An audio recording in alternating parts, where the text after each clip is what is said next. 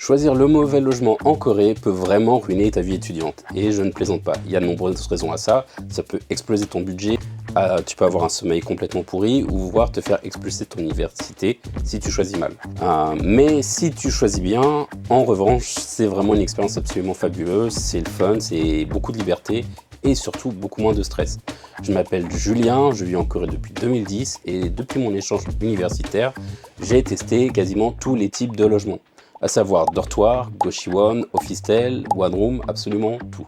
Dans cette vidéo, je vais te donner les avantages et les inconvénients de chaque option et à la fin, tu sauras exactement ce qui te convient le mieux, à savoir pour ton style de vie et ton budget. On commence tout d'abord par les dortoirs. C'est souvent l'option proposée dès ton acceptation à l'université et en 2010, c'est ce que j'ai choisi.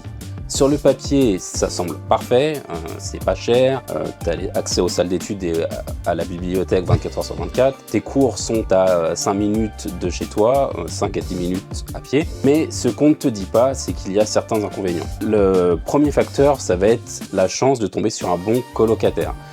C'est vraiment quelque chose de très important. Moi, j'ai eu de la chance, mon premier colocataire était un étudiant français, on est devenus potes et ça s'est très bien passé. Mais une autre Française avec qui j'étais venu de mon école de commerce, malheureusement, elle ne supportait plus sa colocatrice au bout de quelques mois et elle était là aussi pour 1 an et elle a été obligée carrément de changer de chambre en milieu de semestre tellement la colocation se passait mal. Il faut savoir que tu dors à 1 mètre d'une autre personne parce que les chambres sont toutes petites. Donc si tu tends le bras de ton lit, tu peux quasiment toucher le lit de ton colocataire. Donc si ton coloc est désordonné, ronfle, mal poli, monopolise la douche, etc., ça peut vraiment être un calvaire pour toi. Autre chose à savoir, les dortoirs sont ultra stricts et séparés par genre. Vous avez chacun un badge et vous devez badger pour rentrer ou sortir. Et moi, je me souviens que lors du premier semestre où j'étais là, les étudiants européens qui étaient en couple avaient décidé de se donner rendez-vous dans l'un des dortoirs. Alors je ne sais pas si c'est la fille ou le gars qui est allé dans le dortoir de l'un ou de l'autre, mais toujours est-il que ce qui s'est passé, c'est que à la fin, les deux ont été exclus de l'université. Il y a également un couvre-feu pour les dortoirs, généralement de 1h à 5h du matin, et tu n'as le droit qu'à 5 sorties par semestre. Tu dois t'enregistrer sur le site de l'université pour en faire la demande. Et il faut savoir que ça comprend également les mois pendant lesquels vous n'avez pas cours, qui sont les spring break et fall break. Concernant les repas, tu choisis le nombre de repas que tu veux à l'avance, pas cher et c'est pratique. Au petit déjeuner, généralement, tout est en self, donc les petits déjeuners, tu peux choisir coréen ou continental, mais attention, tu paies pour tous les repas, que tu les manges ou pas. Donc il faut savoir qu'il n'y a pas de remboursement, tout simplement parce que l'université fait un calcul du nombre de repas qu'elle doit pouvoir préparer, et pour ça, une fois que vous avez payé, tous les ingrédients sont commandés à l'avance et donc il n'y a pas de remboursement possible. Donc oui, les dortoirs, c'est pratique, c'est abordable, mais ça peut être aussi source de stress. Ceci dit, c'est génial pour s'intégrer et rencontrer du monde, et en plus de ça, vous êtes vraiment immergé dans la vie estudiantine. Personnellement, j'en garde un super souvenir. J'ai fait 1 an d'échange étudiant lors de ma dernière année de bachelor en dortoir et ça a été vraiment une expérience absolument magique pour moi. Ensuite, parlons des Goshewon. Si les dortoirs te donnent l'impression d'être un petit peu alarmé et que tu n'as pas forcément envie de parier sur ta future affinité avec ton possible colocataire, eh bien il y a toujours la possibilité d'aller en Goshewon. Alors il faut savoir que les Goshewon, c'est vraiment l'option entre guillemets la moins chère, mais ça fait un petit peu cellule de moine. C'est censé être calme, sauf que évidemment il y a toujours des côtés positifs et négatifs. Quant à l'aménagement en fait du Goshewon, ce que vous allez avoir, c'est un matelas simple, une douche avec un toilette intégré, un mini réfrigérateur et une télévision. Il faut savoir que la cuisine est partagée et les machines à laver également. Maintenant, venons-en à un point qui est vraiment négatif vis-à-vis des Goshewon, c'est l'isolation phonique. Sans vous le dire, il n'y a aucune chance que vous n'entendiez pas vos voisins. Vous pouvez les entendre tousser, cracher, tirer la chasse d'eau, s'engueuler au téléphone. Mais bon, la bonne nouvelle, c'est que par rapport au dortoir, vous n'avez aucun couvre-feu. En revanche, vu que c'est tout petit, il faut savoir que normalement, il est interdit d'inviter des étrangers au sein du Goshewon. En termes de prix, c'est très abordable et c'est aux alentours de 300 $ par mois. Un autre point très avantageux des Goshi-One, c'est qu'il n'y a pas de durée de contrat contraignante comme vous aurez avec par exemple les Officetel ou les One Room. En général, vous pouvez demander 3 mois, c'est entre guillemets le minimum demandé. Et ce que vous pouvez faire ensuite, c'est tout simplement annoncer 1 mois à l'avance lorsque vous allez partir. Ils viendront vérifier l'état du Goshi-One et ensuite ils vous restitueront la mini caution que vous aurez déposée. Attention, tous les Goshi-One ne se valent pas, il faut savoir qu'il y a des options, toutes les chambres ne sont pas les mêmes, certaines sont un peu plus grandes, d'autres un peu plus petites, mais ce qui est important c'est également de savoir que certaines, par exemple, ne proposent que la douche au sein du Goshi-One, avec les toilettes sur le palier qui seront partagées avec les autres résidents. Généralement, les Goshi-One intègrent ces deux types d'options, à savoir douche plus toilette intégrée ou douche et ensuite toilettes qui sont partagées. Et parmi les options qu'il faut bien regarder, c'est savoir si vous avez la climatisation individuelle ou pas. Pendant l'été, il fait très chaud, très humide.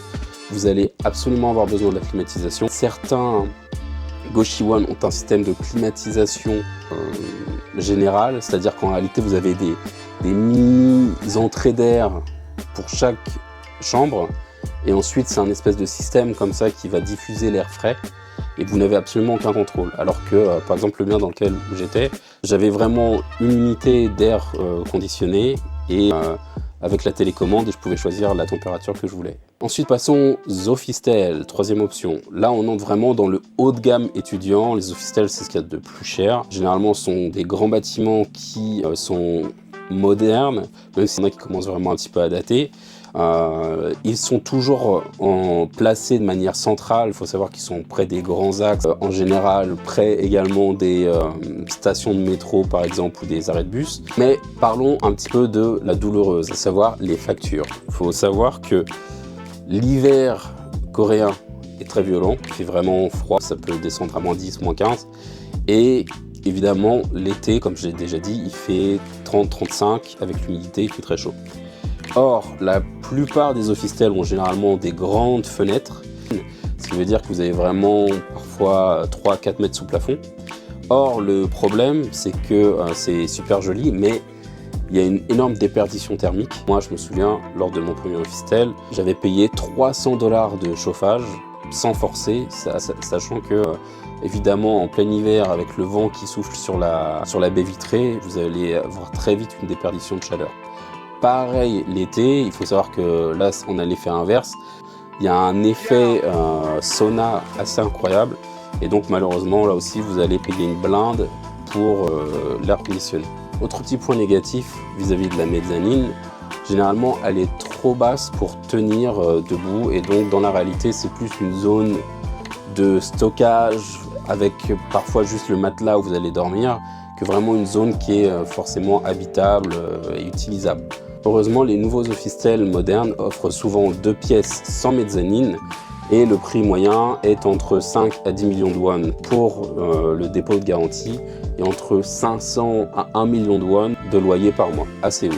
Alors comme je l'ai dit, une des choses par contre qui va changer vis-à-vis du Goshi-One, c'est que là pour l'Officetel tu dois vraiment respecter le bail, c'est-à-dire que si tu prends une location pour 1 an, il faut faire ton année complète, et si jamais tu dois partir avant, il faut avertir évidemment le propriétaire, le Budongsan, donc à savoir l'agence immobilière, afin d'essayer de trouver au plus vite possible un autre locataire qui va pouvoir reprendre ton bail. Donc généralement ce qui se passe, c'est qu'ils vont faire visiter ton appartement. Une fois qu'un des visiteurs choisit de venir s'installer, ils vont simplement prendre contact avec toi pour te demander quand est-ce que tu es prêt à laisser les lieux vacants.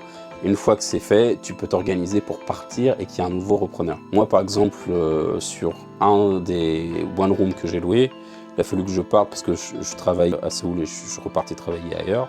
Et donc, en 2 semaines, ils ont trouvé très rapidement un nouveau bailleur. Et Moi, ça m'a permis tout simplement de pouvoir partir tranquillement. En dernière option, on a le One Room en villa qui, honnêtement, est un petit peu mon préféré. Parce que pour moi, c'est l'option qui me semble la plus équilibrée. Tout simplement parce qu'ils sont beaucoup plus abordables. Alors maintenant, l'écart entre les prix a tendance à se réduire, tout simplement parce qu'il y a de plus en plus de villas très modernes qui sont construites et donc les logements sont de plus en plus moderne et adapté. Donc c'est quelque chose qui à la fois allie un budget raisonnable avec un bon espace de vie. Un des aspects des One Room, c'est que généralement elles sont situées dans des rues un peu plus calmes, pas forcément très loin des rues principales, mais dans des artères un petit peu plus tranquilles.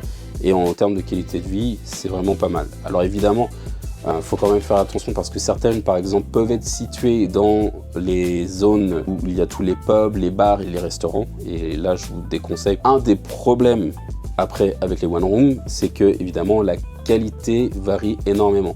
C'est un type d'habitation qui existe depuis très longtemps, donc il faut savoir que les derniers sont très modernes et super agréables. D'autres par contre sont vraiment vieux et généralement c'est simple de les reconnaître, sont construits en briques rouges. Ils sont pas très bien isolés, les fenêtres isolent pas très bien non plus. Et généralement c'est assez humide. Il peut y avoir également aussi des cafards, donc il faut le savoir. Moi je conseille voilà, de évidemment prendre ceux qui sont relativement modernes, qui ont été construits dans les 15 dernières années en général. Dernier point à surveiller également pour les villas, il faut savoir faire attention à l'emplacement. Tout simplement parce que vous pouvez avoir une superbe villa avec un super one room à l'intérieur, mais qui va être en haut d'une colline. Et en hiver, lorsque c'est une patinoire et que tout est verglacé, je peux vous dire que c'est vraiment pas cool d'avoir à monter, descendre, en risquant évidemment de glisser et de se casser quelque chose. En termes de prix, on est généralement entre 2 à 5 millions de won de caution et pareil entre 400 à 800 000 won de loyer. Et en termes de confort, je vous le dis, vraiment, ça vaut le coup. Que choisir? Alors évidemment, ça dépend de toi, de ton budget, de tes besoins, si tu préfères avoir un colocataire ou pas, si tu préfères être près des axes routiers et facilement d'avoir un bus ou pas.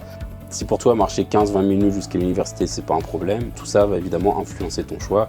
Si tu veux d'autres informations concernant les études en Corée, retrouve le reste de ma série Étudier en Corée pour tout savoir et réussir ton séjour. A très vite dans la prochaine vidéo.